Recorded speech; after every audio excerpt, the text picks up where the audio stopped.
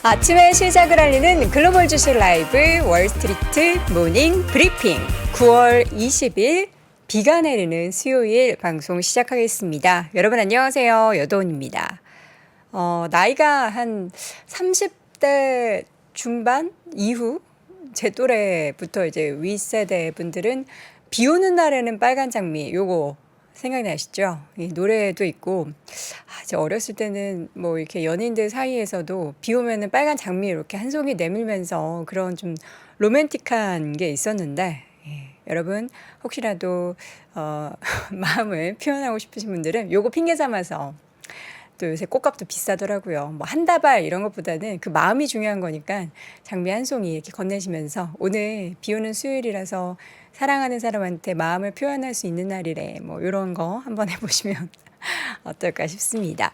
자, 비도 내렸고 밤사이에 시장도 살짝 조정을 보였습니다. 계속 이제 FOMC를 앞두고 여러 가지 경계감, 약간의 다소 변동성과 불안감을 만들고 있는 뉴욕 시장 분위기였는데요. 잠시 후에 자세한 이야기 전달드리도록 하겠습니다. 또 오늘 심층 인터뷰는 그레너리 투자자문의 이완수 대표와 함께 하는데 밤사이에 상장됐었던 신규 상장주 인스타카트 이야기와 함께 최근 계속해서 좀 불안감을 만들고 있는 유가 이야기를 자세하게 나눠보도록 하겠고요.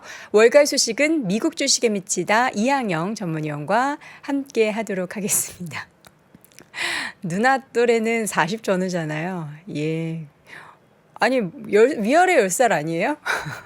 그럼 저는 이제 50과 30 사이. 뭐, 나이가 뭐가 중요합니까? 어린 친구들, 그러니까 20대 친구들 중에서도 옛날 노래 좋아하는 분들은 이런 거 아시잖아요. 또 발 싹 빼시려고 그러네. 자, 오늘도 여러분과 함께 월스트리트 모닝 브리핑 도인 아침 시작을 해보도록 하겠는데요. 3대 지수가 얼마나 밀렸나부터 좀 보도록 하겠습니다. 지금 여러 가지 시장에서는 봐야 할 것들이 많습니다. 일단은 FOMC 결과가 과연 어떻게 발표가 될지. 물론 이제 금리에 대한 동결에 대해서는 전체 시장 분위기가 뭐 99%로 이번 달 동결 예상을 하고 있지만 점도표 그리고 파월 의장이 어떤 발언을 할 것인지가 초미의 관심사입니다. 그리고 인스타카트의 상장이나 국제유가의 움직임, 국채시장의 흐름이 시장에 좀 영향을 미치는 상황이었는데 S&P 500은 0.2% 하락 그리고 다우지수도 0.3% 하락을 했고요. 나스닥 지수는 0.2% 하락. 근데 장중의 움직임을 보면은 장중 저점 대비해서 후반 들어설수록 낙폭을 좀 줄여갔다라는 부분을 좀 긍정적으로 해석해 볼 수도 있겠습니다. 일단은 투자자들의 지금 모든 시선은 페드가 새롭게 제시할 그 369 점도표를 공개를 하죠.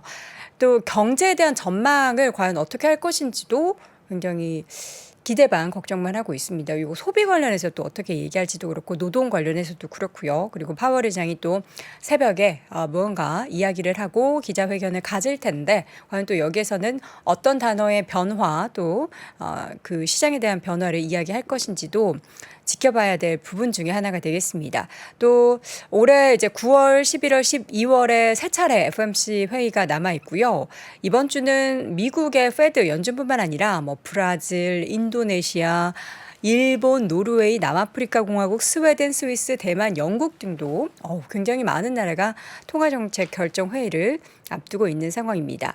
일단 시장 전문가의 말을 좀 빌려서 이야기를 하자면 FOMC 결과를 앞두고 시장이 최근에 좀 잠시 숨고르기 좀 이렇게 경계감이 짙은 그런 상황인데 그 다음이 무엇일지를 좀 이렇게 딱 멀리서 이렇게 지켜보고 있는 상황이다라는 겁니다.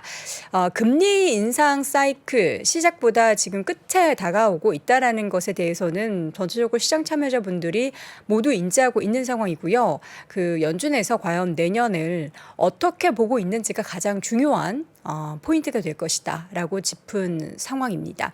일각에서는 지금 미국 소비자들이 미국 국민들이 소비가 좀 둔화가 본격적으로 지표로도 지금 확인될 것이다라는 우려가 나타나고 있는데 저희가 뭐 신용카드 사용액 이런 추이를 보면은 여전히 잘 쓰고 있다로 인식을 하고 있지만 소비 심리 지수 같은 경우에도 그렇고 향후에 뭐 쓸 수 있는 여력 그러니까 뭐 지금 대출 상환해야 되는 것도 그렇고 그 통장에 있는 잔고가 이제 점점 더 떨어지고 있다 뭐 이런 내용들도 그렇고 보면 향후에 소비가 좀 얼어붙을 가능성에 대해서도 이야기가 나올 수도 있다라는 얘기고요. 지금 현재 페드가 미국의 연착륙에 대한 설계를 여전히 집중을 하고 있는데 지난 여름 내내 소비에서는 호조를 보이긴 했지만 말씀했던 것처럼 학자금 대출 그리고 통장 잔고가 고갈되고 있다는 것에 직면 이제 앞으로의 움직임 앞으로 3분기 이후의 움직임은 소비가 둔화될 것이다라는 전망이 좀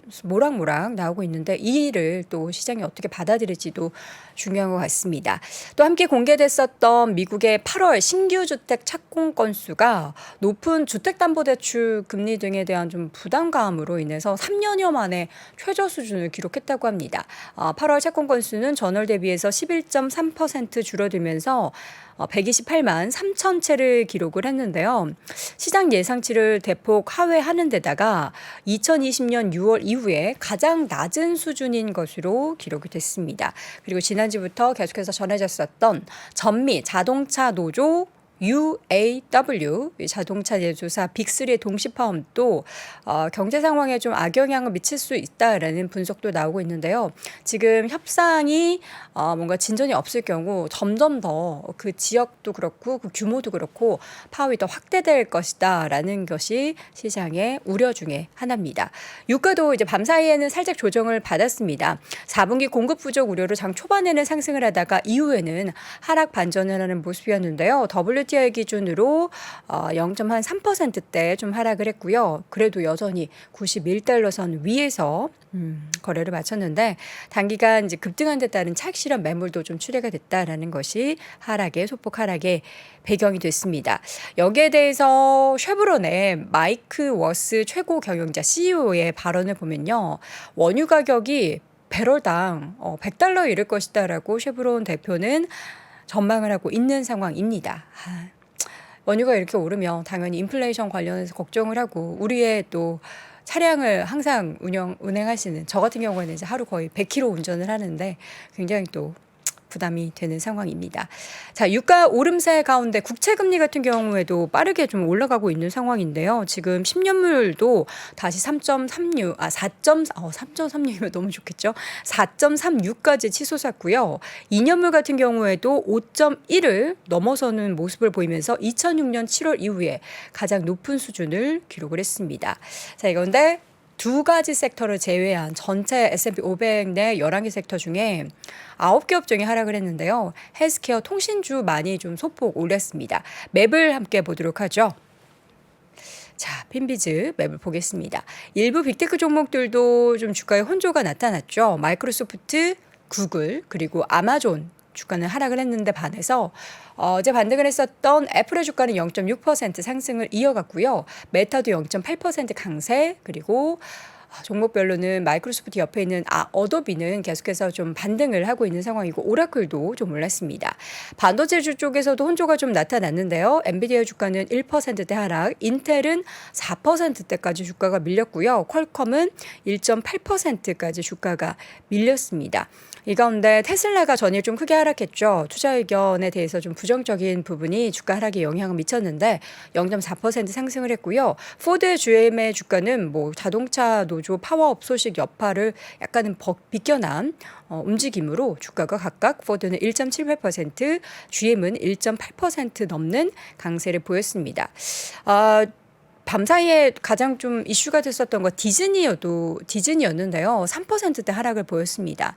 디즈니가 사실 지금 상황이 좋지 않잖아요. 근데도 그 크루즈나 또 디즈니랜드 같은 그런 부분에 지금까지 투자한 거에 비해서 2배 가까이 투자를 하겠다. 그러면서 주가는 3%대 하락을 했습니다. 상황이 좋지 않아서 이를 타개하기 위한 투자로 생각을 할 수도 있는데 향후 10년 동안 600억 달러의 지출이 과연 이제 지금 약간은 좀 주춤하고 있는 디즈니의 실적이나 향후 장밋빛 전망을 다시금 만들 수 있는 그런 상황이 될지에 대해서는 투자자들이 좀 의구심을 갖고 있는 것 같습니다. 우리 많은 이제 서학개미 투자자분들 중에서 특히나 이제 아이들을 미국 주식 계좌를 만들어서 주식을 모아가는 분들 중에서 요 디즈니 투자하시는 분들 굉장히 많으신 걸로 알고 있는데, 어쨌든 좀 최근에는 또 주가가 바닥을 딛고 반등을 했는데 밤사이는 이러한 지출 계획을 밝히면서 3.6% 하락을 했고요. 그리고 스타벅스 같은 경우에는 TD 코엔에서 중국발 우려로 투자 등급을 하향 조정을 했습니다. 이제 뭐 이전에도 한번 애플 얘기할 때 중국의 엑스포저가 큰 기업들의 부담 이야기했는데, 스타벅스도 중국 시장이 굉장히 중요한 기업 중에 하나입니다. 그 아시아 마켓 중에서 중국이 워낙에 뭐 당연히 규모 면에서 가장 큰 나라라서 한 3년 전부터 계속 리포트가 나온 내용들을 보면은 미국이나 유럽 뭐 이런 나라들보다는 중국 시장에서의 마켓을 얼마나 더 빨리 더 많이 확대할 것이냐가 향후 스타벅스의 주가와 실적을 가늠해 볼 수 있다라고 하는데, 이러한 또 중국 관련한 우려로 투자 등급 하향 소식이 1.5% 이상 주가를 하락하게 만드는 원인이 됐고요. 암의 주가도 지금 3거래일째 하락하고 있는데 밤사이에도 5%가량 밀리는 모습이었고요.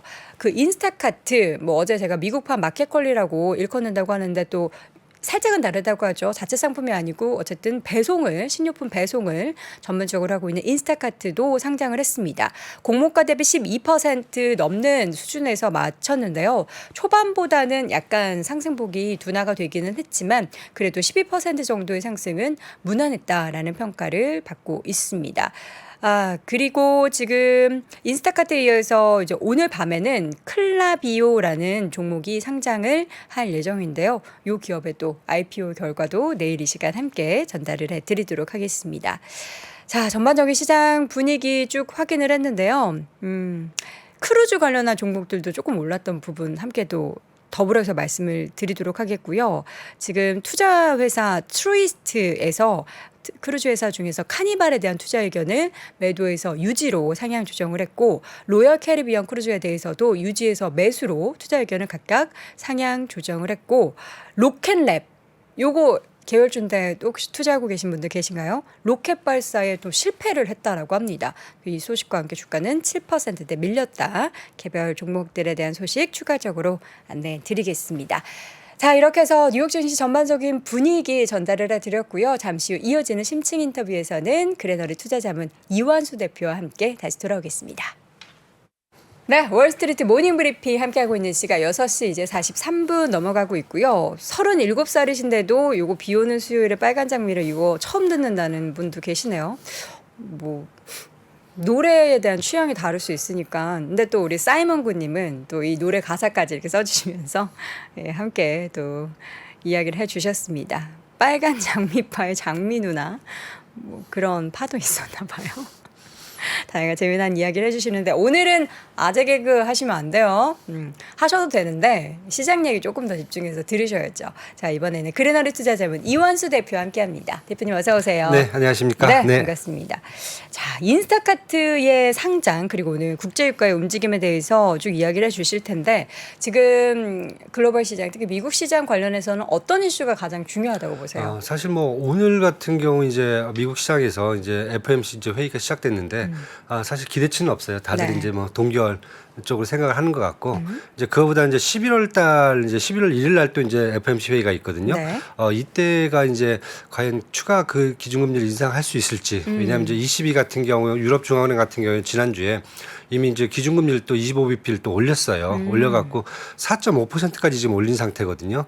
그래서 이제 그것을 이제 제외하고는 지금 시장에서는 이제 오늘 인스타카트 이제 그 상장한 부분하고 그 다음에 한 3주 전부터 계속 지금 국제 유가가 네. 되게 강세예요. 그래서 그 부분이 지금 시장을 좀 많이 짓누르고 있기 때문에 그 유가 상승에 대한 부분을 이제 어떻게 해지해야 되는지 이제 그런 부분들이 이제 시장에서 좀 많이 논의가 되고 있어요. 그래서 오늘은 제가 이제 인스타카트 어제 상장된 회사하고 그다음에 이제 국제 유가 전망 조금 하고 우리가 네. 어떤 방법으로 좀 시장에서 대응을 하시는 게 좋은지 이제 그런 부분을 좀 오늘 말씀을 드리겠습니다. 네, 알겠습니다. 하나씩 보도록 하죠. 인스타카트 상장을 했고요. 주가가 12%대 상승으로 마감이 됐는데 어떻게 좀 시작은 괜찮은 걸로 평가받고 있습니다. 있습니까? 뭐 사실 시장에서 인스타카트가 이제 뭐 다른 거보다는 이제 간만에 플랫폼 이커머스 회사가 이제 상장하는 분위기거든요. 그래서 마켓컬리 같은 스타일인데 원래 지난해 하려다가 약간 이제 상장이 좀 연기가 된 거예요. 차라리 근데 네. 막 잘 나갈 때 했어야 네. 더 밸류를 많이 받을 수 있었는데 하는 그래서 그런 생각도 조금 들어요. 아쉬워요. 솔직히 그쵸? 저는 좀 아쉽고 이제 시장에서 약간 기대치가 이제 어느 정도 올지가 이제 아직 이제 저는 좀 퀘스천 마크라고 지금 보고요. 일단은 이 회사 같은 경우 이제 한국에 이제 쿠팡이 전에 한번 상장을 했었고 비슷한 계열로요. 그다음에 최근에는 이제 뭐 베트남의 빈페스트라든지 영국의 이제 ARM이 이제 상장을 했어요. 근데 네. 두 개 다 뭐 미국 기업들은 아니고요. 근데 상장하고 나서 뭐 빈페스트 한 $80까지 올라갔었는데 $10 해서 근데 다시 또 지금 $17예요. 그다음에 ARM 같은 경우도 사실 $51에 상장을 했는데 하루만 반짝하고 지금 네, 3일 그쵸. 연속 15%가 네네 빠졌어요. 맞습니다. 그래서 지금 $55까지 다시 내려왔어요. 그래서 그쵸. 전반적으로 IPO 시장이 이제 좀 한물 간 게 아니냐 이런 생각이 지금 막 투자가 쌓여서 돌고 있는 상황에서 그래도 좀 사이즈가 있는 이런 이제 인스타카트가 상장을 하니까 여기에 네. 대한 이제 기대감이 좀 있었습니다. 그래서 지금 뭐 인스타카트 같은 경우에는 뭐 디지털 기반 식료품 배달 서비스 업체거든요. 네. 그래서 독보적이에요. 시장 점유율이에요. 미국에서. 그래서 예. 짧은 기간이었는데 굉장히 그쵸. 빠르게 시장을 장악했나 뭐 보네요. 일단 뭐 저 유니콘 회사이기 때문에 2012년도에 그 이제 설립을 했지만은 사실 다른 때보다 이제 코로나 기간 동안에 회사의 이제 사이즈를 매우 크게 키울 수 있는 그런 기회가 됐죠. 그리고 지금 보면은 고객 수가 770만 명 미국 내에서 그다음에 이제 8만 개 이상의 매장에서 이제 배송 서비스를 제공하는 수준이기 때문에 배달 전문인 거죠? 그쵸, 그러니까 배달입니다. 자체 뭐 제품이 있거나 창고가 그런 건 있거나 이런 건 없습니다. 아니고 네. 우리나라 그러면은 약간 뭐 배달의 민족이나 뭐 그런 거 사실 비슷한 저 거예요? 배민 이런 데는 음식이거든요. 그러니까 이거는 식료품이라는 식료품, 거. 예. 그러니까 각각의 매장에 있는 네. 그 식료품들을 배달할 수 있도록 해주는 그런 이제 시스템이고요. 네. 뭐 자기들 말로 이제 AI 시스템을 좀 더 이제 뭐 구축을 했다. 뭐 알고리즘을 좀 많이 갖고 있다라고 얘기를 하고요. 그다음에 예. 그다음에 이제 하나 이제 뭐 차별화되어 있는 게 이제 마이 쇼퍼라는 게 있거든요. 네. 그 기능 중에서 그러니까 내가 귀찮을 경우에는 마이 쇼퍼를 누르면 내가 평상시 했던 그런 그 장보기를 대신해 주는 오, 그거 좋네요. 예, 그거가 이제 사실은 이제 어떻게 보면 차별화돼 있어 갖고 이제 코로나 때 우리 이제 그 귀차니즘을 많이 그 실현하시는 분들이 네, 루틴하게 사는 그냥 것들. 버튼하나 눌러 갖고 그냥 배달받는 이제 그런 편리함도 있어요. 그래서 원래 공모 가격이 한 26에서 $28 정도 얘기를 했었는데 네. 이제 최종적으로 이제 $30로 이제 어제 확정이 돼서 이제 상장이 됐고요. 되자마자 이제 한 장중에 한 $42까지 오르면서 한 40% 정도가 올랐었어요. 그래서 네. 기대치가 높아졌는데 결국 이제 한 $33.7 그러니까 12% 정도 상승을 했고요. 시가총액은 한 $111억 우리나라 돈 한 12조 원 정도 이제 시가총액이 형성이 됐다. 이렇게 좀 보시면 될 것 같아요. 네. 인스타카트의 상장, 이게 시장이 의미하는 바는 뭘까요? 사실 그 실적 추이나 이런 것들을 보면은 막 좋았던 시기 대비해서 좀 줄어들었단 맞습니다. 말이에요. 그래서 네. 좀 걱정되기도 하는데. 네. 인스타카트 한번 매출액하고 영업이익 한번 차트를 한번 저희가 보면요. 네. 사실은 매출액이 작년 3분기, 4분기에 피크를 치고 그쵸. 이제 약간 꺾이기 시작했습니다. 그리고 보시면 2020년 2분기부터 실적이 이제 퀀텀 점핑을 했거든요. 그러니까 쉽게 해서 코로나 터지면서 이때 이제 그 많은 그 매출액 올릴 수 있는 기회가 사실 창출된 거고요. 이제 코로나가 끝나고 나니까 약간 이제 반대 방향으로 가고 있는 그런 상황이라 보시면 될 것 같고요. 네. 실제 영업이익도 작년 3분기부터가 사실 이제 실제적으로 영업이익이 좀 나오는 그런 상황이기 때문에 시장에서도 저희가 쿠팡 예를 보셨잖아요. 그동안에는 그쵸, 계속 맞습니다. 마이너스 플러스 이렇게 막 지지부진하다가 네.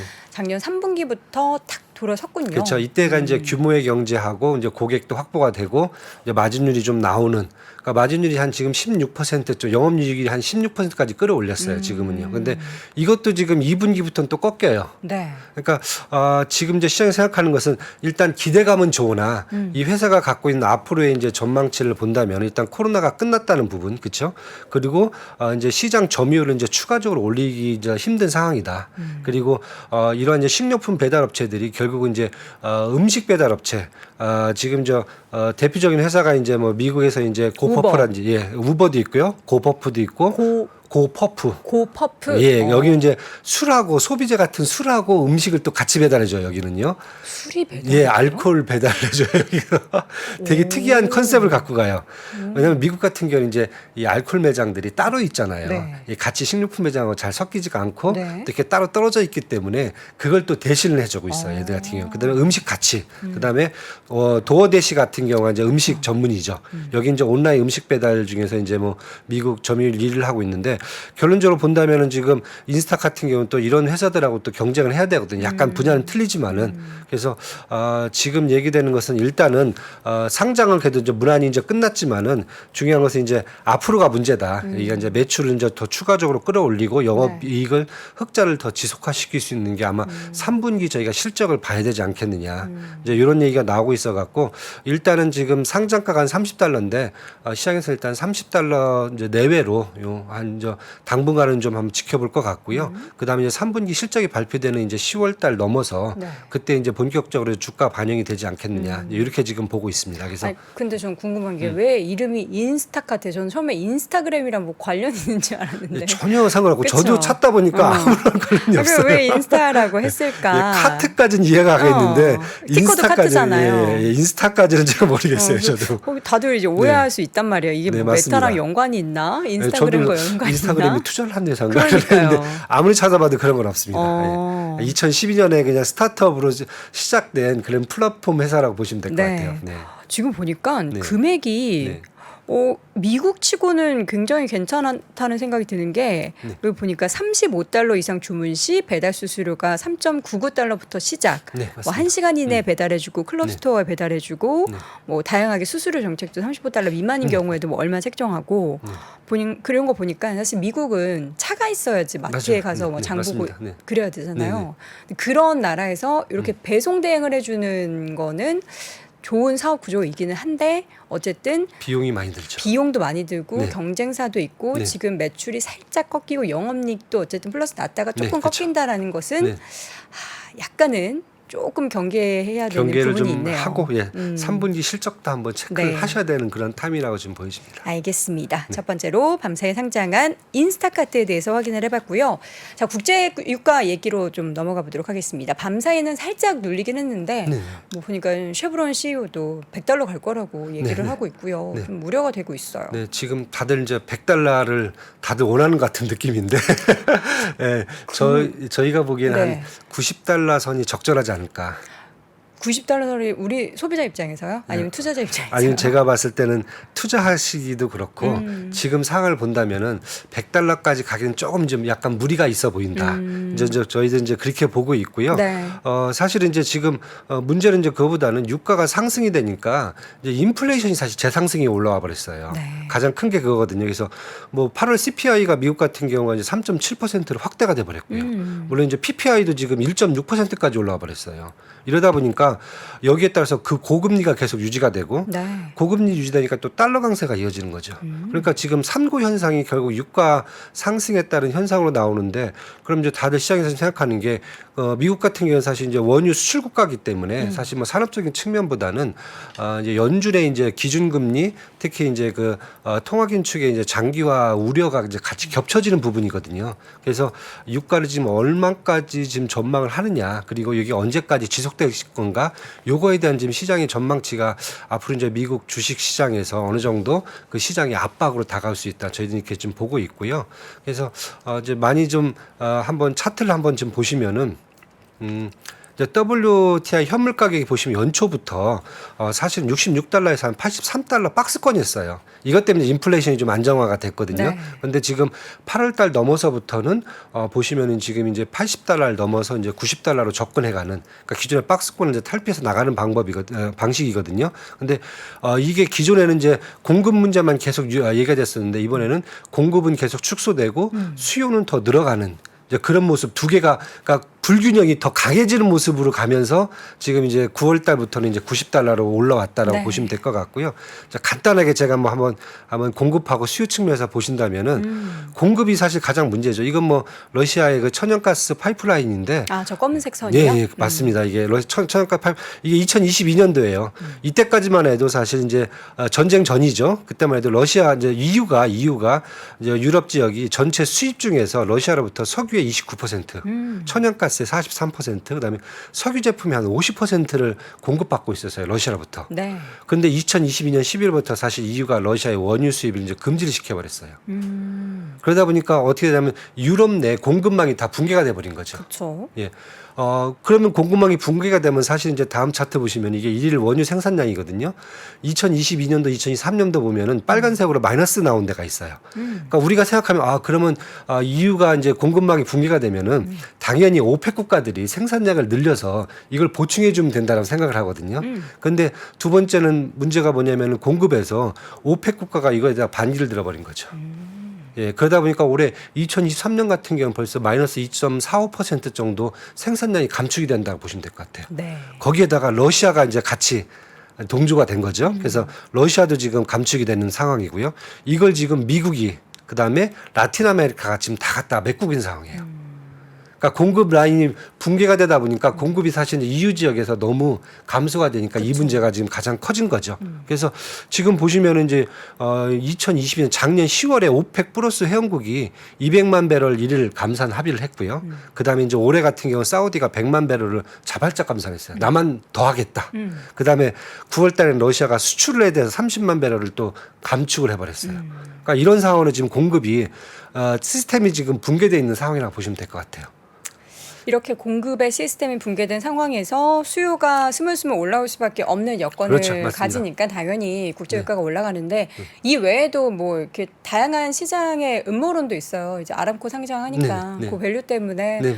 그들이 쉽게 유가를 꺾이게 하지 않을 것이다. 맞습니다. 뭐 이런 네. 얘기도 있고 네. 뭐 어제 같은 경우에는 뭐 옐런 장관도 중국 이야기하면서 중국 경제 성장 뭐 지금은 확실하게 뭐 불타오르는 건 아니지만 그것도 유가 상승에 영향을 미칠 것이다. 근데 중요한 건 이제 거기에 플러스 알파로 뭔가 미국에서 비축률을 방출한다든지 이런 맞습니다. 얘기를 좀 해줬으면은 네. 좀 진정이 될 수도 있는데 그런 기미가 잘 안 보여가지고. 기미가 없습니다.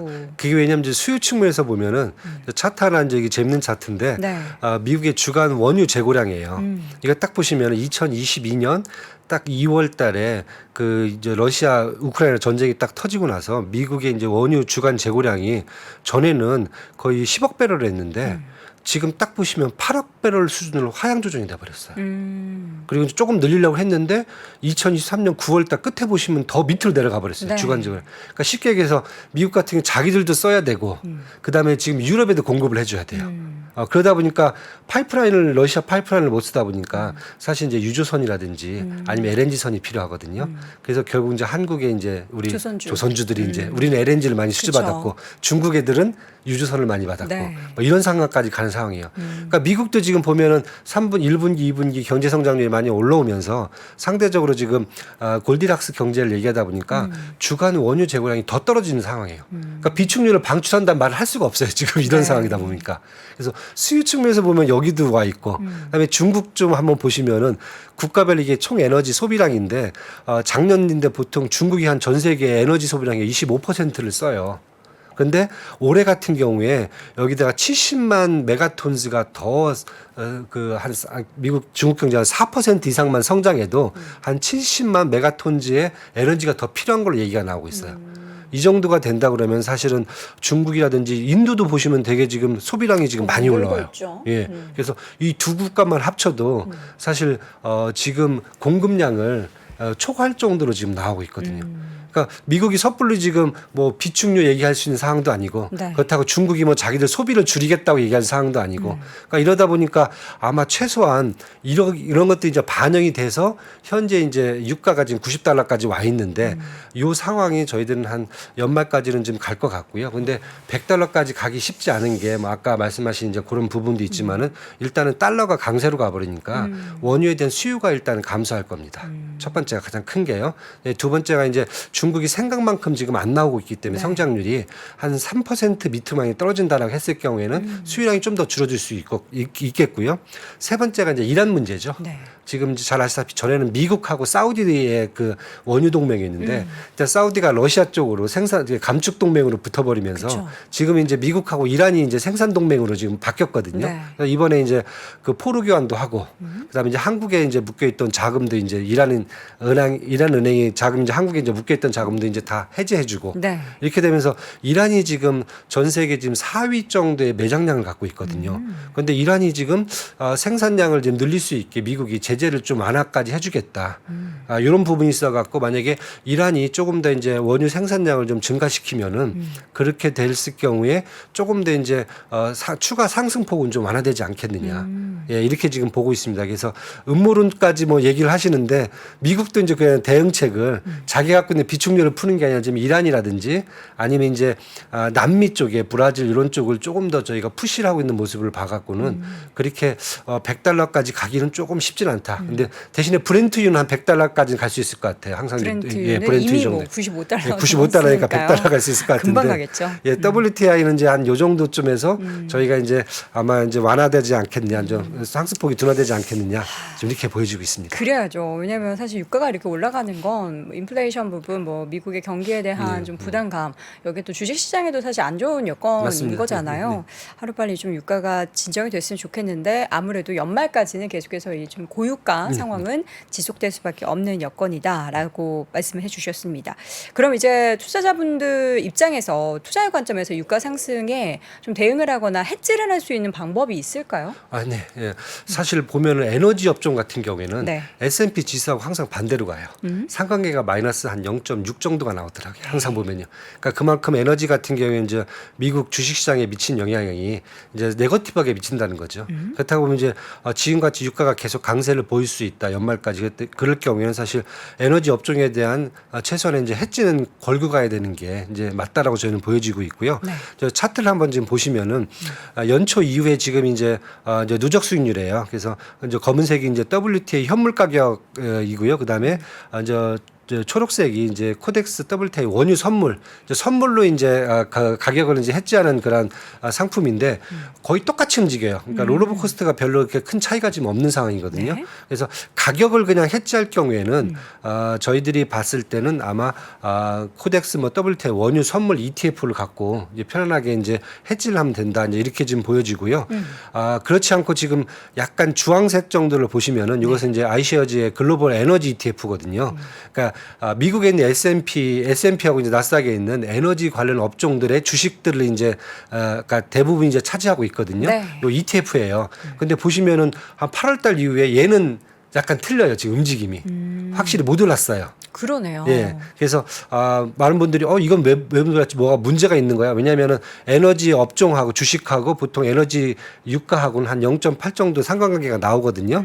근데 다른 것보다 다른 게 아니라 이건 주식이기 때문에 주식은 P 곱하기 Q거든요, 항상. 그러니까 프라이스하고 이제 매출액이 나와야 되는데 가격은 올랐는데 매출이 그만큼 늘질 않았어요. 그렇죠. 예. 왜냐하면 공급도 좀 줄고 막 이런 상황이니까. 그래서 생각보다는 지금 유가 관련돼 있는 에너지 기업들이 이렇게 많이 오르진 않았어요. 그래서 저희들이 앞으로 이제 수요량까지 감안한다면은 네. 차라리 주식 쪽으로 좀 더 해지를 하는 게 어떻겠느냐. 이렇게 좀 보여지고요. 그다음에 이제 하나 더 본 다음에 이제 저희가 에너지 업종 이제 밸류체인을 하나 이제 제가 표를 하나 보여드리는데 네. 이제 미국 같은 S&P 에너지 업종 중에서 이걸 기업별로 딱딱 정리해 네네네. 주셨네요. 근데 뭐 잘 아시다시피 이제 업스트림이 있고 이제 미드스트림, 이제 다운스트림이 있어요. 그래서 종합업체 같은 경우는 이제 우리가 잘 아는 엑슨모빌하고 이제 그다음에 쉐보론하고 이제 옥시덴탈 요 정도가 이제 종합업체고요. 나머지는 이제 뭐 업스트림, 다운스트림, 그다음에 미드스트림이 있는데 네. 투자하실 때 이제 종목으로 들어가실 분들도 많아요. 그런데 주가 지수만을 저희가 볼 때는 사실 잘 보시면 이제 업스트림이라든지 종합업체 쪽을 보시는 게 더 낫다. 왜냐하면 영업 마진이 되게 높아요. 이쪽은. 그리고 조금 이제 배당까지. 왜냐하면 정유업체들은 이미 이제 올드 비즈니스가 됐기 때문에 보통 이제 분기 배당을 해줍니다. 그래서 대부분 업체들이 그래요. 그래서 지금 보시면 미드스트림 같은 경우 이제 킨더모건 같은 경우에는 배당률이 현재 6.64%예요. 시가 배당률이.